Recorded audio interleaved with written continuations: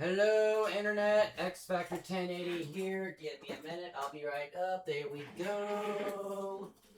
Today, we are going to be reacting to the new death battle that came out for Aang from Avatar: The Last Airbender versus the Traveler from Genshin Impact. I only know one of those characters, and that character being Aang. I've never played Genshin Impact. Gacha games are not really my forte. There it goes. But I do enjoy watching Avatar: The Last Airbender. It is a great show. So, yep. Anyways, without further ado, I ain't got no time to waste right here. Let's get started right now.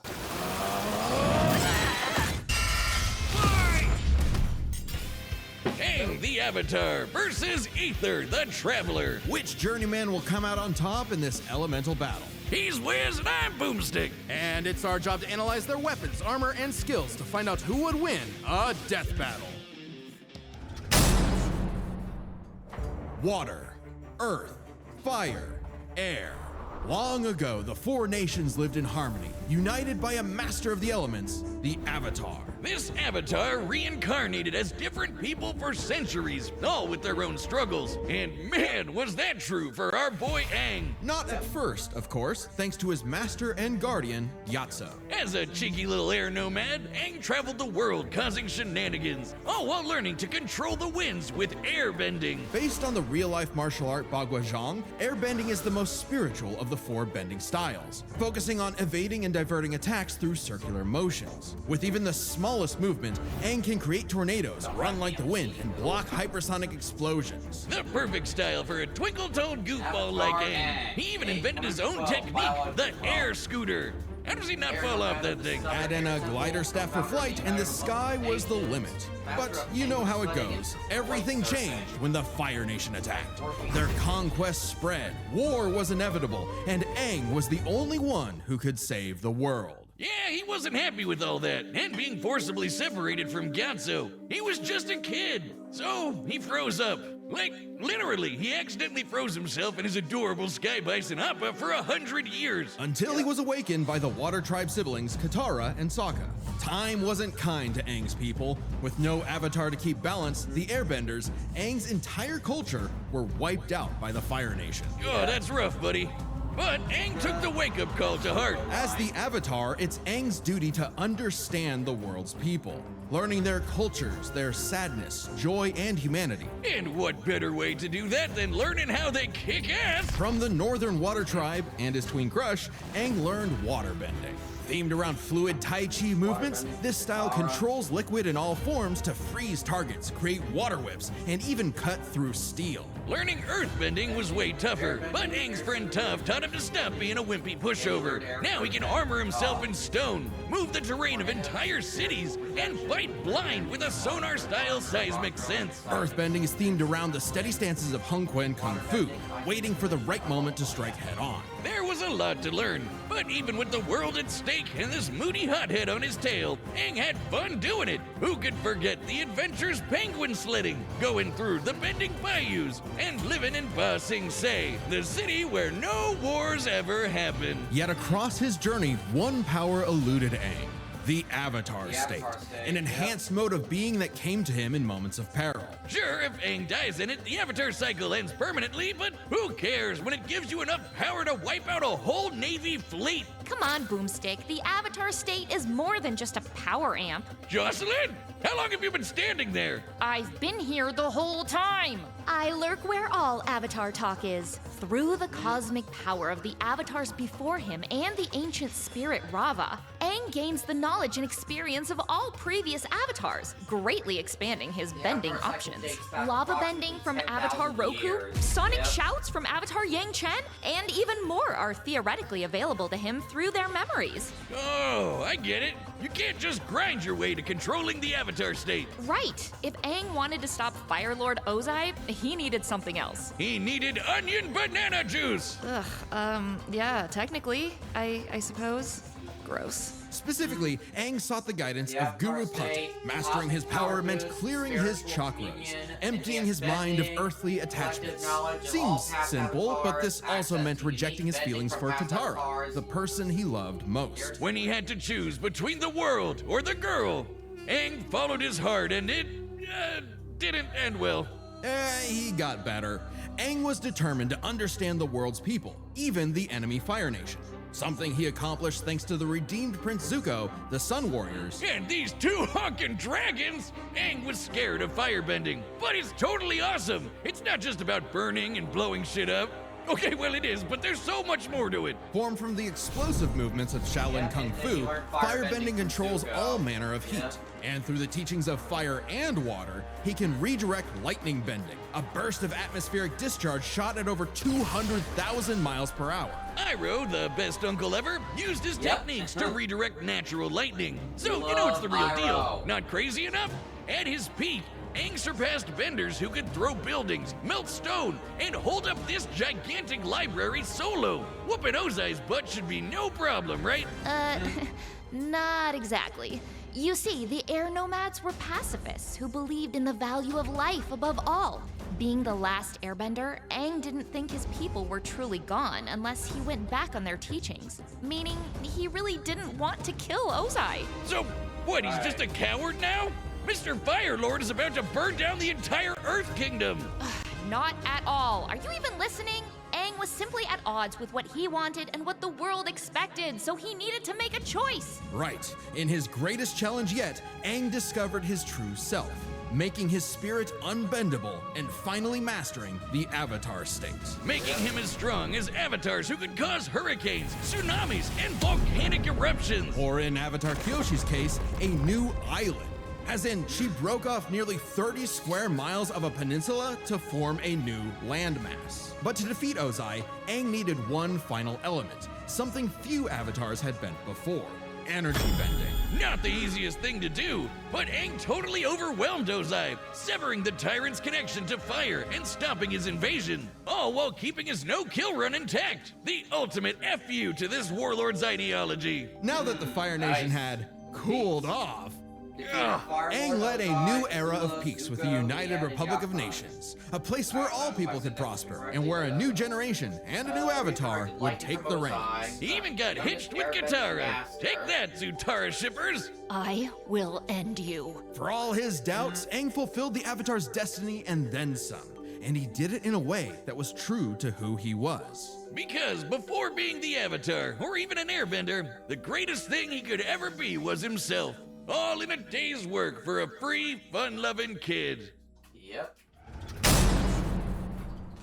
The battle is coming up thanks to this episode's sponsor, DraftKings Casino.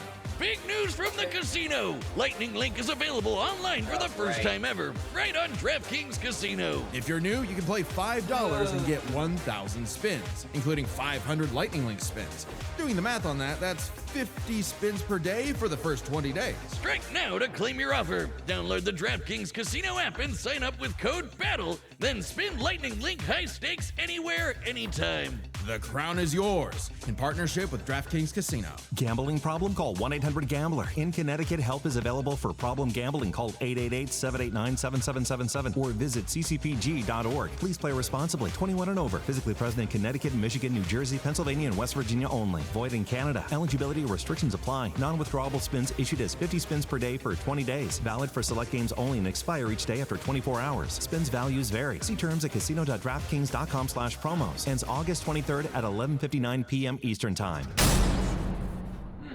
Add extra barbecue sauce. Ad Astra Abyssos.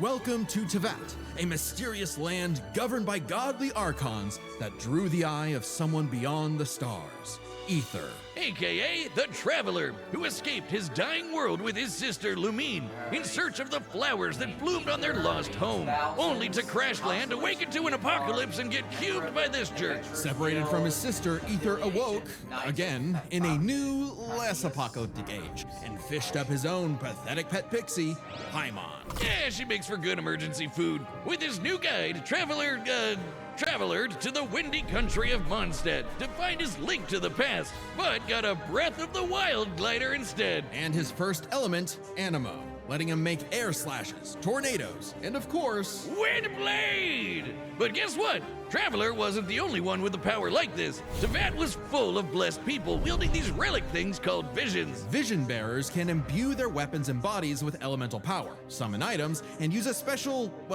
vision to perceive the elements around them. Normally, they're limited to a single element, but Traveler is just built different. Through Paimon's guidance, he began collecting elements from mysterious statues across Tevat. No vision relic needed for him. Each nation had a new culture, a new element, a new crisis. And new character banners. When asked to play a sleuth for a murder case in Liyue, Traveler wasn't interested. A corpse couldn't tell him where his sis was, but he was roped in anyway and got the Geo ability to form rock constructs and eruptions of Earth. When Aether ventured to Inazuma, he didn't care about its war with the Vision Bearers and their Archon either, until he saw the suffering caused by its tyrannical rule, and joined the resistance with Electro abilities, fighting the powers that be using electric buzzsaws, thunder blades, and lightning. He even learned to dodge lightning. Other Electro users like my wife Lisa can conjure storms. No shock when my adopted daughter Klee made explosions that raised mountains. Traveler met all kinds of people like this. You know the type. Twinks. Yeah. So that has its own laws, Boomstick. Many twinks being one of them. Maybe 2 or 3 of them, actually. Ringmaster. Shut up, Wiz. This guy's been playing Genshin since launch. I know everything there is to know about the Genshin meta. Either can mix elements for different reactions. Basically, big elemental combinations. Geo crystallizes materials into special barriers. Electro mixed with water stuns foes. Animo spreads elements around in swirls of destruction. Boom! Like how I combine beer and gunpowder. Exactly, Boomstick. Using Dendro, Traveler can form plant life that, when mixed with water and lightning, makes homing beams. Yeah, run from that.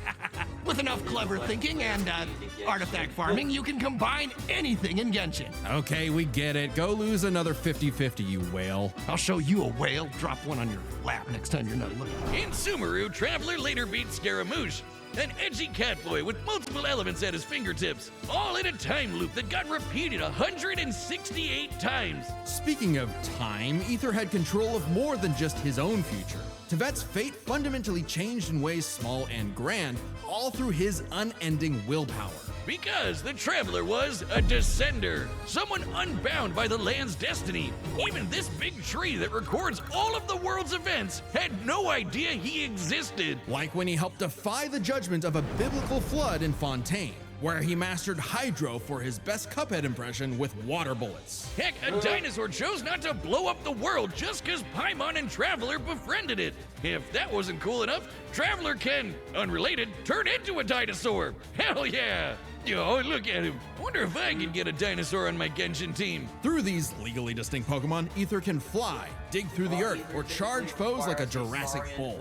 He traveled across the land, searching far and wide, and finally stopped swinging that one-star dull blade. Instead, picking up the prototype Rancor, which he wields like a beast thanks to the Swordmaster skirt and several straight days of training.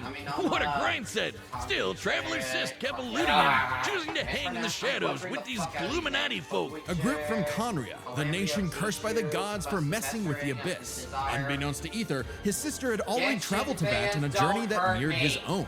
And at the end, she found... Well, we don't really know.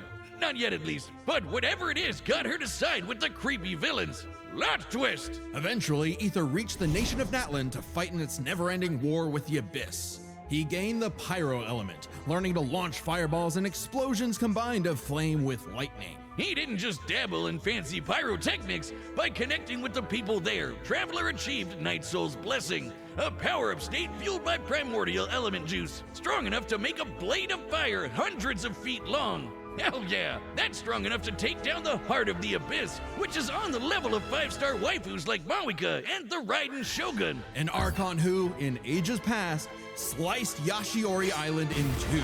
That's cool, but how about when this Venti guy threw a whole-ass mountain? According to Paimon, Traveler can level a mountain himself. Additionally, Aether learned how to use light energy to form a Kuvaki shield, something he used to protect the people of Nodcry by blocking a cannon blast with enough energy to obliterate a town. This was no ordinary cannon either. It also uses Kavaki energy, so that's a beam of light. Through all his adventures, Aether had come to genuinely care for Tevat's people.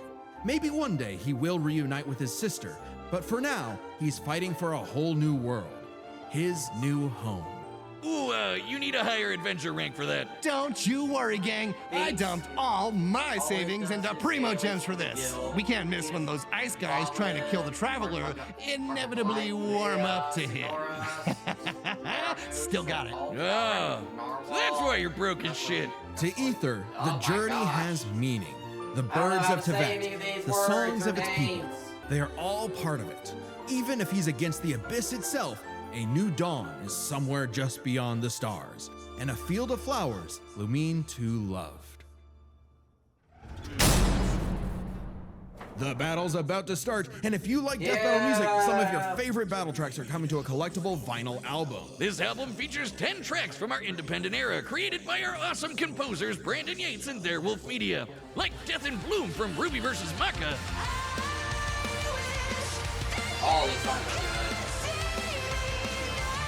good. Or Requiem for a Thief from Joker vs. Giorno.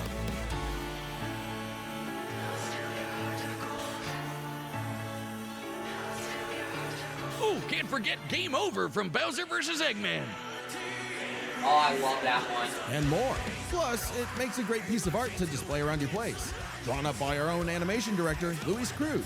This album is only available for pre-order, so head to deathbattle.gg or click the link in My the favorite description recipe, Halo before to August Hell. 10th and pre-order a copy so you don't miss out. And remember, Archivist and Chronicler members get a discount. That's deathbattle.gg, the home of Death Battle.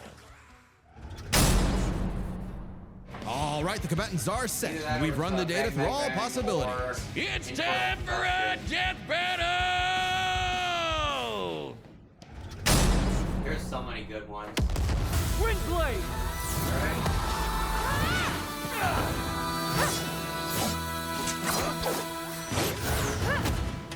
I feel like the Traveler's gonna win this one. 2 elements?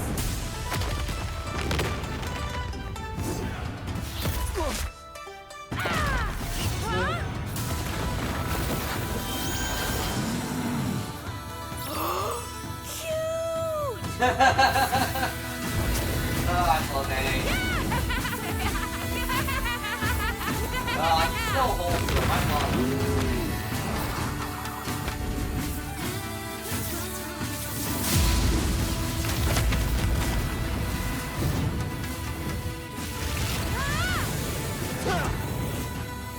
I really want Aang to win because I love him so much.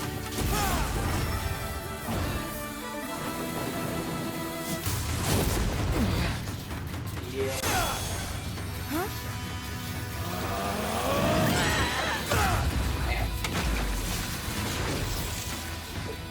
What's going on?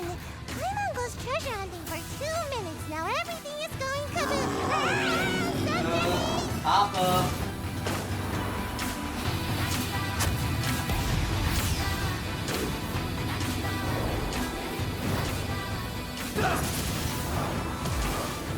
Cool glider. Can it do this?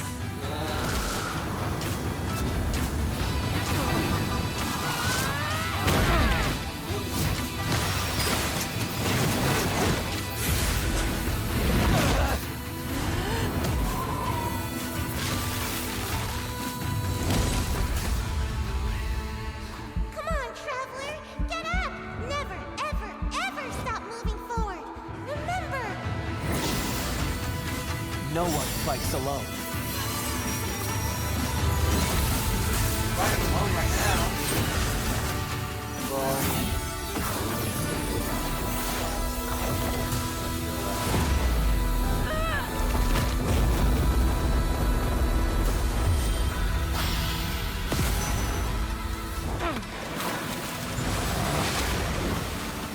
For those who came before, and those who will follow. I am Avatar Aang, the last Airbender.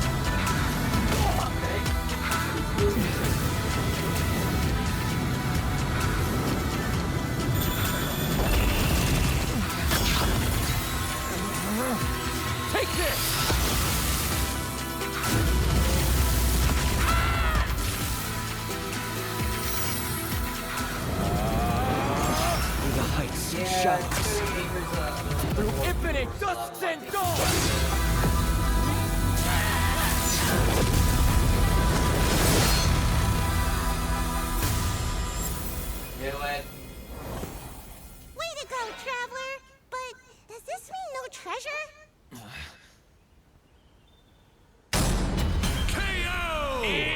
but dailies are done.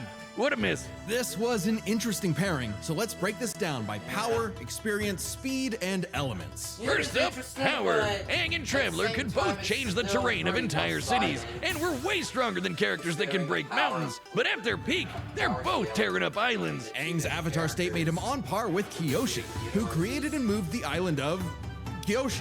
Similarly, Night Soul's Blessing let Ether contend with Archon-level foes like the Raiden Shogun, who split Yashiori Island in two. With an attack that even Vision Bearers weaker than Traveler can block. So he's definitely on that level. Kyoshi Island is over 6 miles wide and long.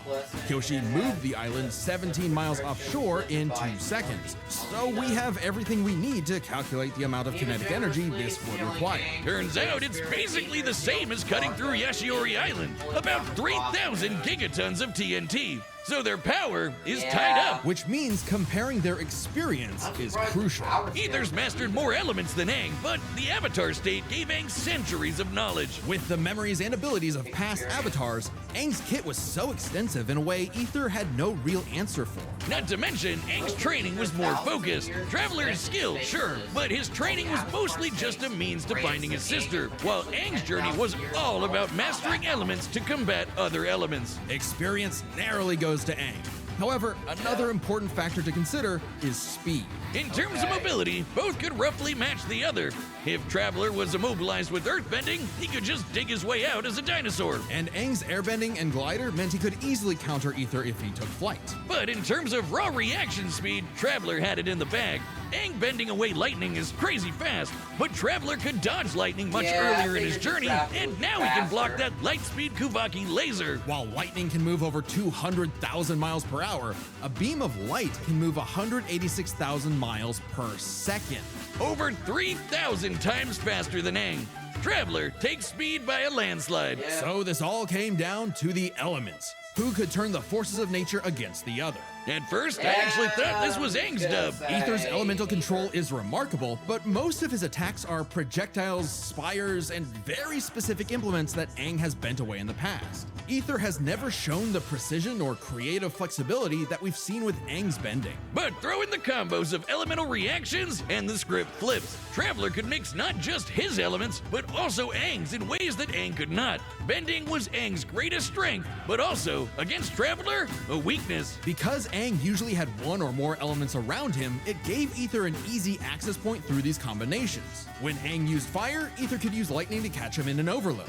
If Aang used water, Traveler's electrocharge could paralyze him, and so on. This isn't just a gameplay thing. Genshin characters like the lovely Lisa canonically say this is how the elements work. And unlike Aang, Ether has fought multiple people who can use multiple elements. The longer the fight went on, the more Ether would trip Aang up with these combinations, some of which Aang could not bend. Aang could redirect lightning, sure, but what about electro buzzsaws, or an electrified tornado, or dendroblasts of pure plant energy? The Kavaki shield especially gave Ether a strong defense to fall back on. Since it was made of pure light, Aang had no way to remove it outside of brute force. By comparison, Aang's wind barrier wouldn't block Traveler's elements. It would actually merge with them and create more combos that would target Aang himself. Not a great situation to be in. And since Ether's powers came from external earthly sources, like those statues, Aang could not depower him with energy bending, even if he theoretically overcame Ether's willpower. Willpower that is strong enough to alter the fate of the entire world. Sorry, Aang, but elements goes to the Traveler, cinching his victory. Either way you cut it, he was in his element. The winner is the Traveler, Ether. Okay, I'm ready for my cameo. Oh. Dad, you're Oh. too little too late. Next time on Death Battle. Hell.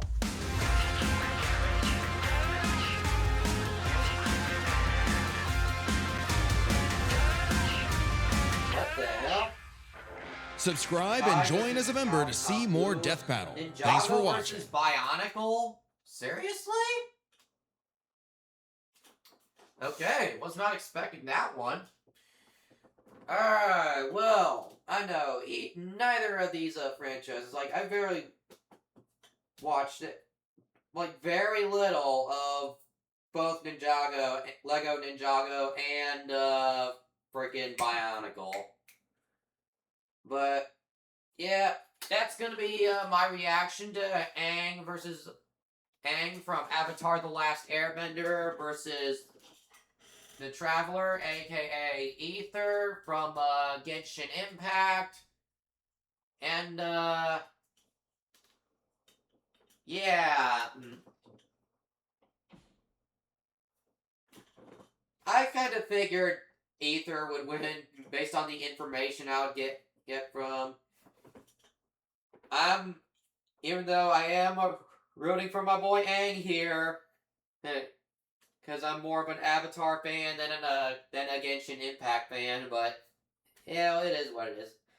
I'm just not really into gacha games, really. That's just me personally. But anyways, yeah, that'll be it.